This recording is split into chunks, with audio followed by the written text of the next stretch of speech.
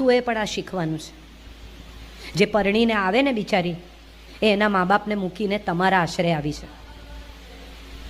આપણે તો બધા ખેડૂત છીએ, જમીન સાથે જોડાયેલા છીએ. એક કુંડામાંથી છોડ બીજા કુંડામાં લઈ જઈએ ને તો એની આજુબાજુની માટી કાઢવી પડે, થોડી માટી સાથે રોપવો પડે, બરાબર ને?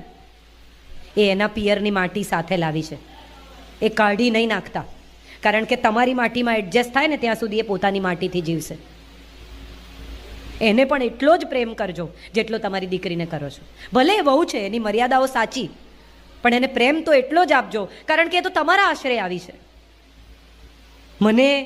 હું સિંગલ ચાઇલ્ડ ફેમિલીમાંથી આવેલી, પણ આજે તમે મારી બનાવેલી દાળ મૂકો અને મારા સાસુની બનાવેલી દાળ મૂકો, તમે ફેર ના પાડી શકો. કેમ? કારણ કે એમણે મને ધીરજથી ટ્રેન કરી છે. મને તો સેન્ડવિચ સિવાય કંઈ બનાવતા આવડતું જ નહોતું. પહેલે દિવસે મેં ઉત્સાહ બતાવ્યો કે હું ખીચડી મૂકું. એમણે મને કહ્યું કે આ ચોખા જૂના